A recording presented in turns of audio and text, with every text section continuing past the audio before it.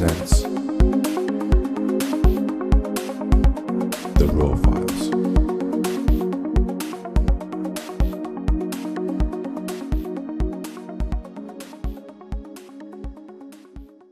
Hello everybody, and welcome to Ashford Daly's Raw Files. We're coming to you from the gorgeous island of Corfu, and we're sitting at a breakfast table with the fabulous Bambi Cantrell, and it's lovely to have you here, and thanks very much for your time to talk to us.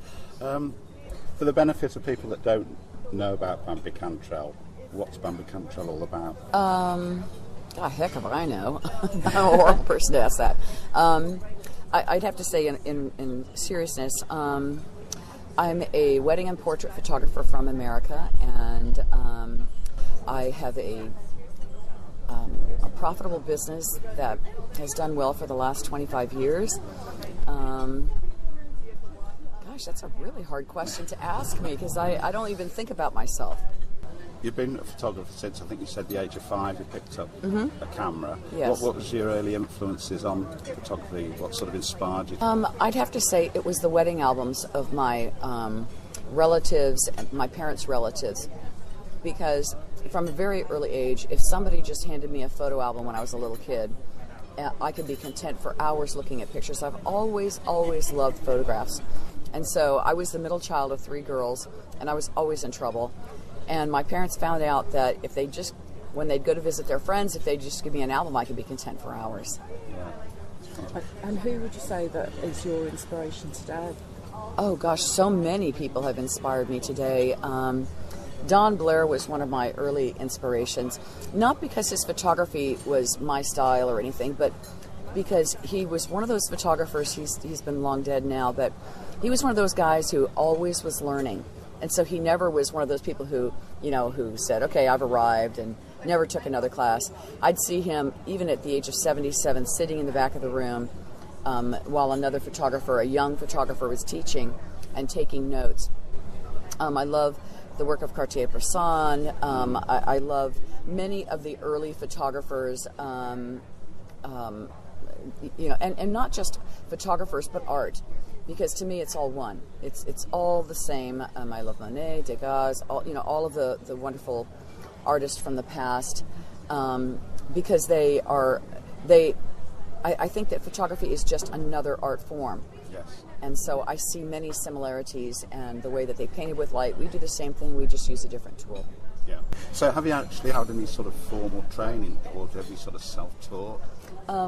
Well, I have no formal training. In fact, I always joke around and tell people that I graduated from the top of the bottom of my class, because I was not one of those kids that was going to be one of the most likely to succeed in school. But it wasn't because I wasn't smart. It was because I wasn't interested. And I really feel that, for me, I'm very, very visual. If I see it, I can do it. And so I've taken classes from many of the greatest photographers out there, and continue to take classes. I'm continually inspired by Yervant, by Jerry Guionis, by Joe Busink.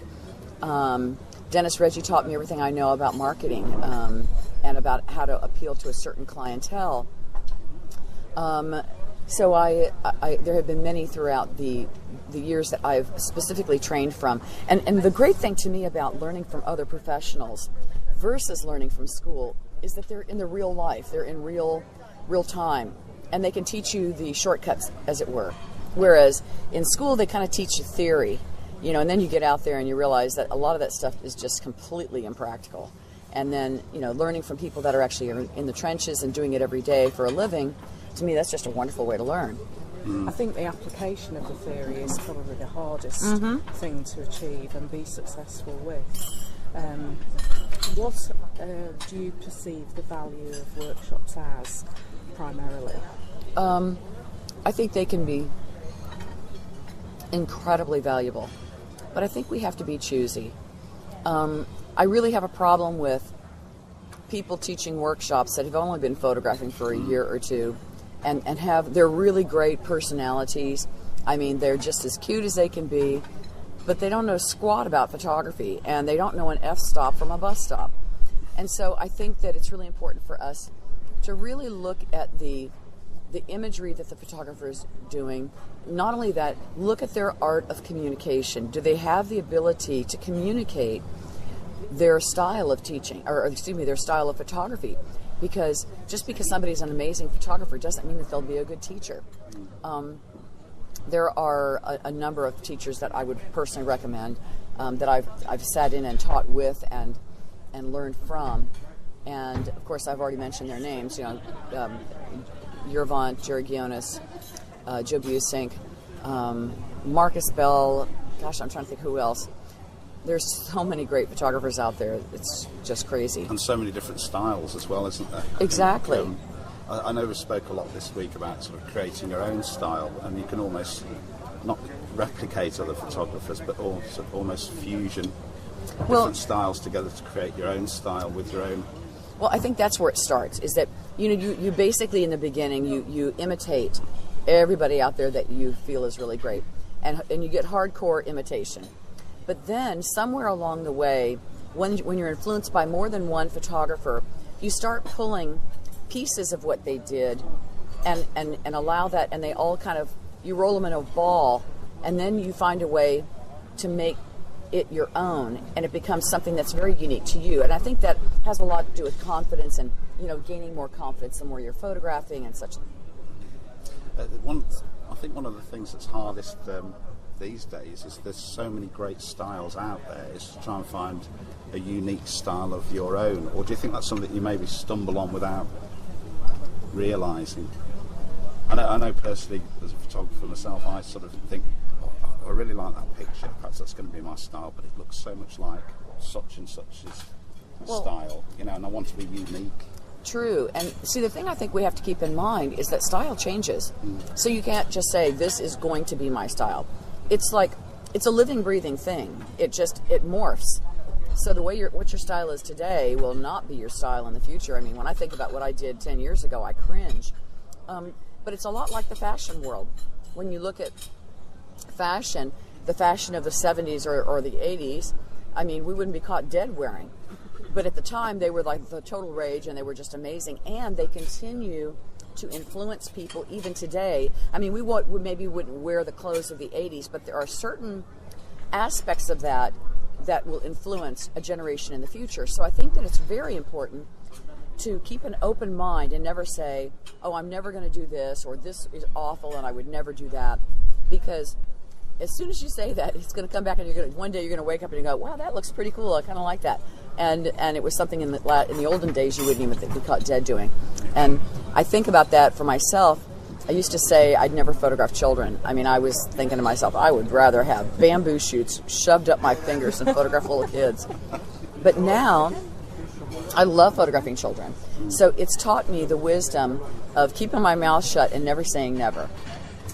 And is there an area that you've always sort of fancied having a go at, rather than sort of wedding and portrait? Is there something maybe like landscape that you've actually quite yearning for? I never thought I would do landscape photography, because and for me it's always absolutely terrified me, because I am a people person. If there's a person somewhere, I'm a happy camper. And when I look at landscapes, like when I photograph like in Yosemite, for example, I go, oh wow, that's really pretty, but where are the people at? It doesn't compute. However, a number of years ago, I had the opportunity to go to Iceland. And when I was in Iceland, I was forced to go with a group of photographers that are internationally recognized, brilliant landscape photographers. And the first 3 days, all I did was cry because I was so stressed out trying to compete with these people. And then finally, I just let it go and just let myself think in concepts. In other words, conceptual thinking is, okay, there's not a person there, but what would I do if there was? And so I just started thinking about the same things like concepts, what am I thinking of composition and lighting, and whether there's a person in the scene or not, composition still makes a difference. I quite like the way that David uses the landscape and then places people within it. And I think that's a really cute idea.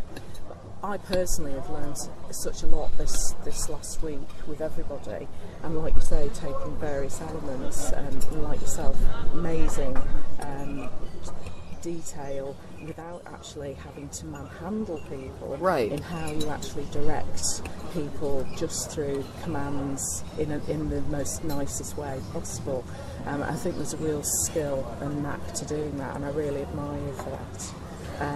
So I was wanting to wonder whether or not, what advice do you have for amateurs and professionals who are looking to gain entry into the business, whether they, what route they should take to market? Very good question. For new people, I'd say learn your craft. Learn what's going on with your camera. Learn what an f-stop does and what shutter speeds do, and learn how you can sculpt with the way that you light a subject, because those are timeless. Those are timeless concepts that no matter what happens with the technology and with cameras and blah, blah, blah, it's always going to be an important element, the same as it would be for any artist.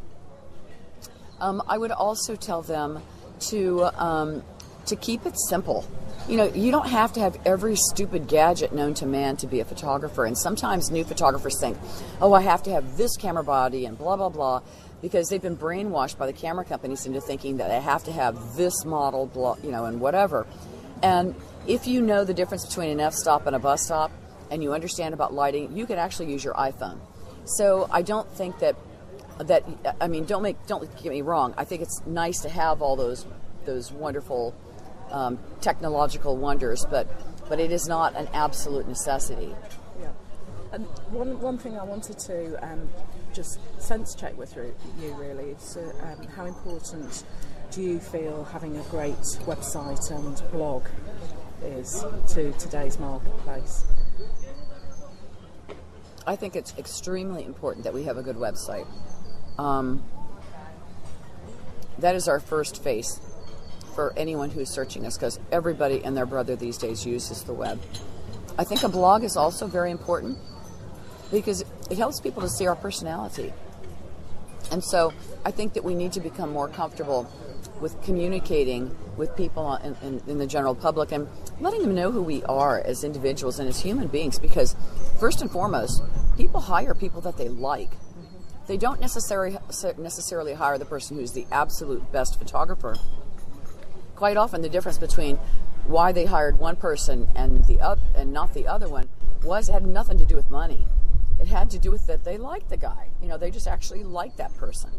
But the thing is, with wedding photography especially, if you're going to be spending up to 12 hours with somebody on their most important day of their life, they're going to be really influenced by that, aren't they? I think the other thing is it's also a photographer really has to be quite a live character as well to bring the best out of his subjects. Got to communicate constantly, let your subjects know exactly what they need to do, be clear about that. But also you've got to have a sense of humour. It's not just all about pressing the shutter button, is it? There's a lot more to that, to sort of draw people into your pictures and relax them. I don't think that you have to. You don't have to treat people like they're animals and and make them become trick ponies. And I know many photographers who are extremely successful that are very quiet.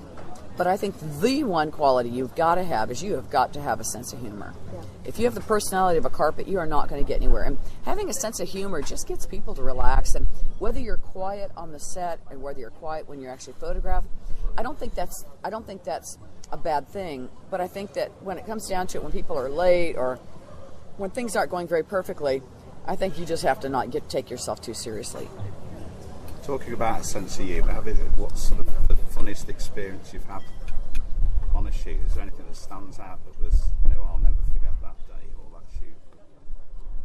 Which one? That you can talk about, obviously. I've had a number of very funny stories, things that have happened to me over the last 25 years. One time I had this wedding that was at this beautiful antebellum home, big white columns. The bride was wearing this beautiful peach raw silk wedding gown off the shoulder and had her hair up, and it was very romantic. And the horse-drawn carriage took her over to the lake where the swans were. And then the groom rode over on a dirt bike with his sister on the handlebars. and you knew immediately this was not going to be your average wedding. Well, right after the ceremony, the best man and the groomsmen hung one of those anatomically correct blow-up dolls that you buy in that store. They hung two of them, a male and a female, in the tree right behind the wedding cake, doing it. Right after that, then they, let's see, what else did they do? Oh, they took this beautiful bride and they put her in a garbage bag, and they put the groom in the garbage bag, and they proceeded to have a food fight with their chocolate mousse cake. She shoved cake so far up his nose, it was disgusting. And then this to me was just the piece de la resistance. This was just amazing. I couldn't believe they actually did this. Then they backed up a U-Haul trailer, and they pulled out what looked kind of like an exercise bike / dirt bike. And they had rigged it up to mix margaritas. Well, the grandmother of the groom is furiously riding this exercise bike to mix margaritas, and they got completely wasted. It was such a hard wedding to cover because it was so out of control. After the cake cutting, the groom and the best man changed into superhero costumes for their toast. I mean, it was just like one thing after another. Did you get a good album from that then? Oh yeah. I bet it was an awesome album. It was and with awesome. That, I suppose you just end up going with the flow, don't you? Yes, you do. Okay. So obviously you have quite a range of different clients that you're marketing to. How would you say that what advice would you give to people to master style that will sell to high-end clients? Oh, that's a very good question and very easy to answer. I would say keep it simple. The wealthier the client, the less they are impressed by cheap tricks. They don't like all this, over photoshopping stuff. They like things that are very clean and very simple, but very, very well done. If you want to know how to photograph them, go to stores that they frequent. Go to Gucci or Christian Louboutin. Go to one of those boutiques. Go to Ralph Lauren or Armani Studio.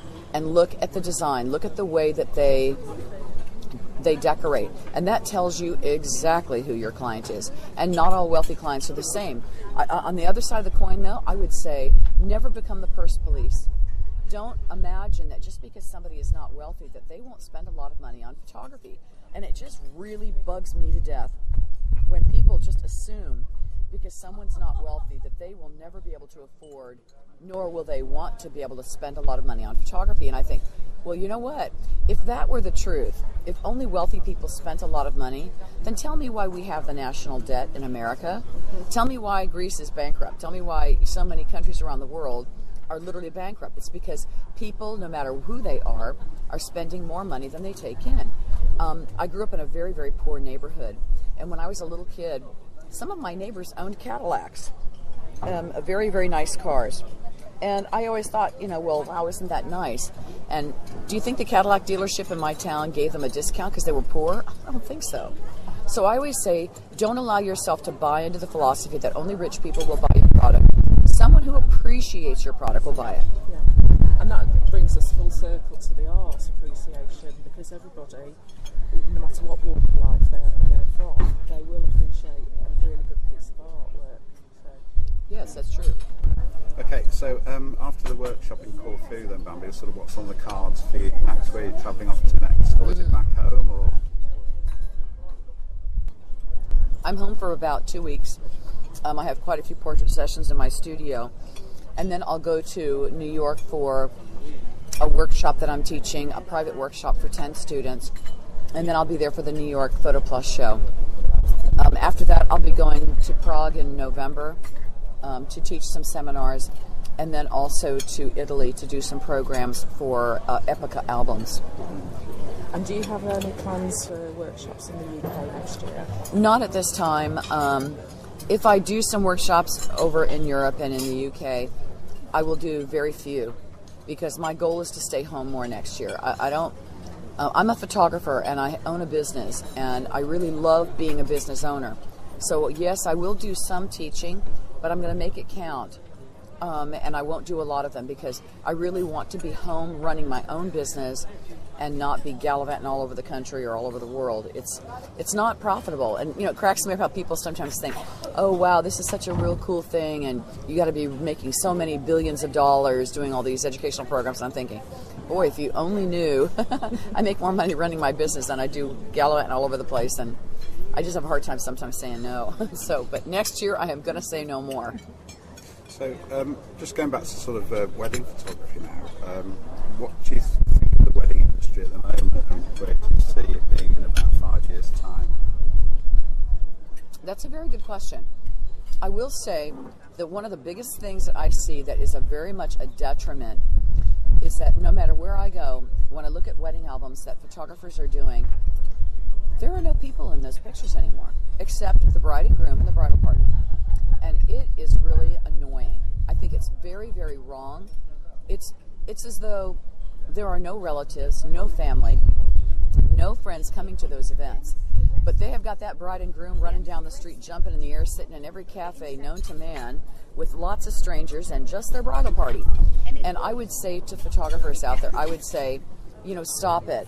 You need to recognize that weddings are about family and friends and about people, and that don't underestimate who those people are. They're very important to not only the bride and groom, but to the second most important person at that wedding, which is the mother. And whether it be the mother of the bride or the groom. And, start taking those photographs again, because that's number one. Number two is learn the art of posing and lighting, because so many photographers, the more inexperienced photographers, just think, well, I'll just take lots of pictures and I have a good camera. So it becomes very sloppy, and they take thousands of images, which take forever to edit. And then they end up making the bride look heavier than she is, and they don't flatter their subjects. And then they wonder why people are getting their uncles or their aunts to take their pictures. Well, duh. It's because if there's no difference between your pictures and that of an amateur, why would they hire you? I wouldn't. So I would say learn your craft and learn the art of posing, and learn it quickly. Learn to do it quickly, rather. Learn the art of lighting your subjects in a flattering way. And then don't forget those family members, and don't forget that there's more people at that wedding than just the bride and groom. I think a lot of the inexperienced wedding photographers tend to panic a little bit with the time restraints they have, and then you get this machine gun effect, don't you?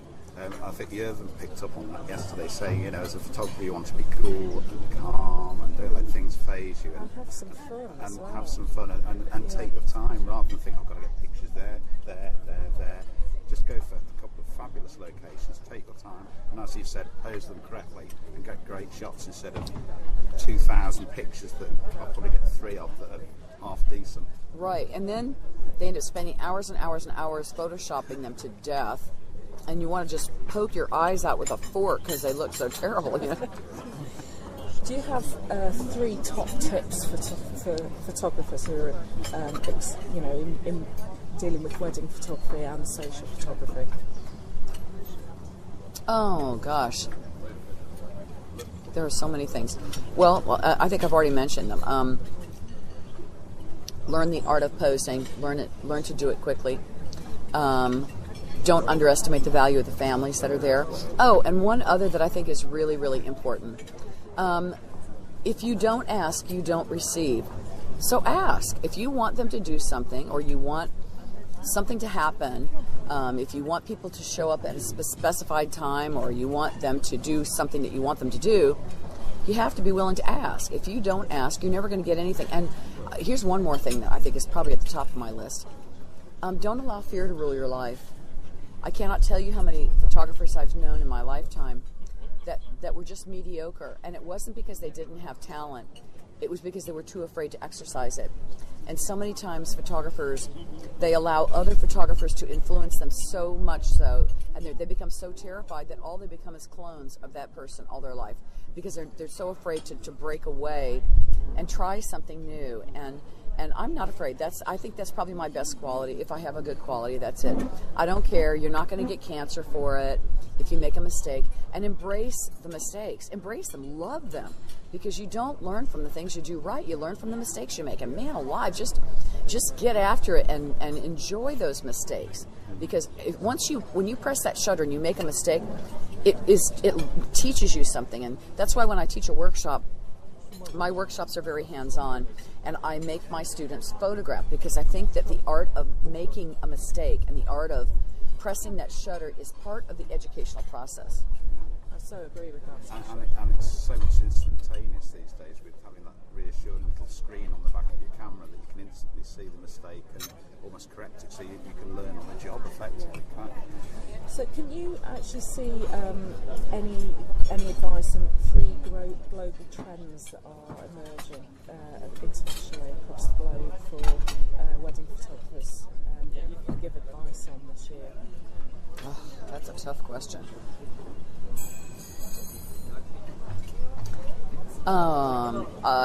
Yeah. That's a very tough question. I mean, that's like, asking me to define, how world peace is going to happen. I don't really know how to do that. All I will say is that one of the trends that I have seen is that photographers from around the world are taking more of an interest in the art of posing and lighting. It seems like that's the big weakness right now, because they've realized that many people in our photo world are they don't know what to do, and they're realizing that if they don't make a change, that the clients are going to end up just having friends photograph their weddings, and the wedding industry is going to die. And we don't want that to happen. I would also say, don't panic. One other thing I would say that is extremely important, and that is to count the cost. I cannot tell you how many photographers I know that when it came to getting their pricing done, they pretended to be brides and called up all the other photographers they knew, and then they said, "Hey, I'm getting married, could you send me your prices?" And then they took those prices and made them their own, and they didn't even think about counting the cost and thinking about to themselves, well, what did it actually cost to do that job? I cannot tell you how many. I've done that when I was in my early days. And then I sat down one year and I realized that I was just about going to starve to death. And I realized it was because I was actually paying the client for the privilege of photographing their wedding, because I was too doggone lazy and didn't like numbers. And so I didn't count the cost as to what it was going to actually cost me to do the job. So the next year I got smart and I sat down and I calculated exactly what it cost me to do a wedding the way I wanted to do it. And it was an enormous eye-opening experience, and that taught me the value of taking responsibility for my own business and coming up with my own pricing. I've discovered over the 25 years that I'm in business, brides want one thing. They're very selfish. They want their wedding album, period. That's the number one thing they want. That's part of the heirloom. That's why brides are still wearing white wedding dresses, and that was like from the 1700s or whatever, with the train on the back. But there are some things that are very traditional and they're always going to want, and one of them is a wedding album. So that's number one for her.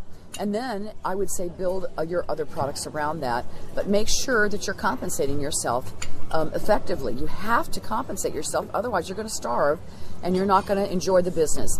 My goal is to have no more than 20% of my cost of the event or the what I charge a client be the cost of goods. And when I say cost of goods, I mean everything, including taxes. My taxes for the year, I mean every stupid little deduction that I can possibly come up with. That means 80% of it is my absolute after everything profit. And it's not how much you charge to photograph a wedding that matters, it's what you get to keep that counts. So I'm not saying you have to charge tens of thousands of dollars to be successful. You got to be smart, and you got to think about how much it's costing you, and then you need to pay yourself effectively. I think, Tom, just maybe one more question with that. I know that this is a big issue in the UK, and I'm sure it's. We discussed it on the coach the other day. I'm sure it affects the US market as well, and that's the subject of what's termed the weekend warrior, which are like people with full-time jobs but do photography at the weekend. Obviously, there's a lower price point that a lot of these photographers work at. What can the professional full-time photographer do to sort of stay ahead of this and not let it affect his market? That's a very good question. And I have to tell you, I really personally don't have a problem with the weekend warriors, because I used to be one of those. That's where I got started. And if I had some advice for those people, I would say never start at the bottom of the food chain, because you don't have to. You have a day job to keep you comfortable until I'd say take as many classes as those people could possibly take, so that when they do enter the market full time, that they're prepared and that they are, that they are not at the bottom of the food chain. For those of us that are running our full-time businesses, I think we need to quit whining about the weekend warrior and concentrate on our business and on what we can do to separate ourselves from the realm of mediocrity. Because it's not, I don't believe that it's the weekend warriors' fault that we're starving to death. I think it's because we have gotten lazy as an industry, and that photographers expect the business just to walk in their door, and they're not marketing themselves. Many photographers literally sit with their doors, their photography studio doors open, and then they don't do much to market themselves, and they market themselves too low. I don't believe that I think especially for us that are in business, I think we need to move up the food chain a bit, because those that are the low budget, clients, first of all, it's no fun photographing those events.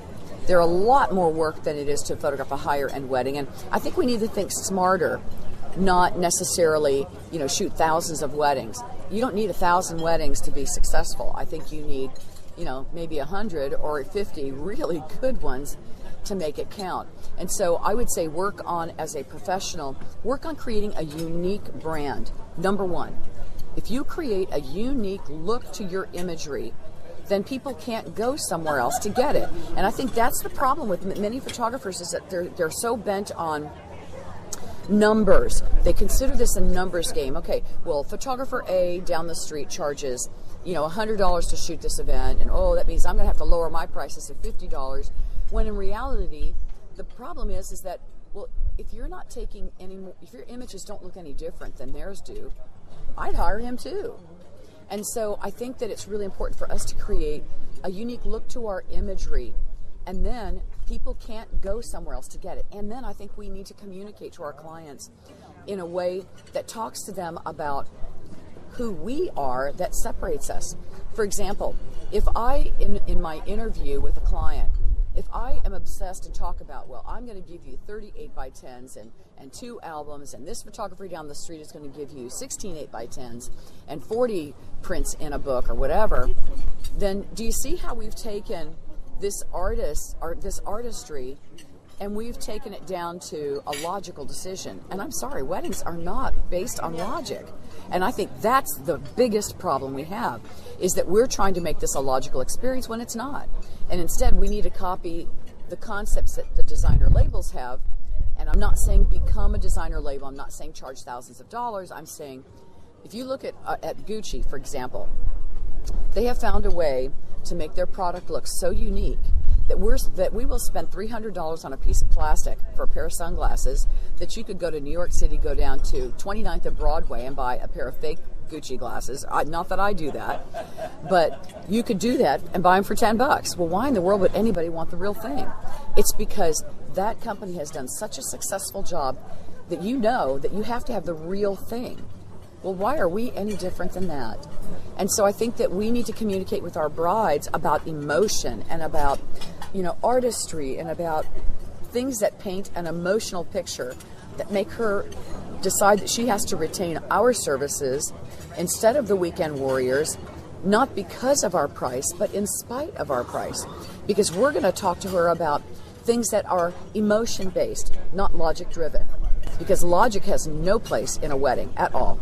And the bride is the number one person we need to communicate with. If it were a logical decision, she would not be buying a dress, spending $2,000 or $3,000 on a dress she's going to wear one time that has a train on the back. I mean, come on, that's not a logical decision. The engagement ring, 3 months salary for an engagement ring. I mean, what's the deal with that? So I think we need to tap into that kind of thought process. And then, because of that, people will say, well, you know what, I can't get a Bambi Cantrell image anywhere else except from Bambi Cantrell. No more than they can get a Picasso from anyone other than Picasso. So in terms of marketing then, that type of client base, which can be quite niche in certain countries, are there any direct marketing techniques that you would or currently employ? Yes. I love working with event planners.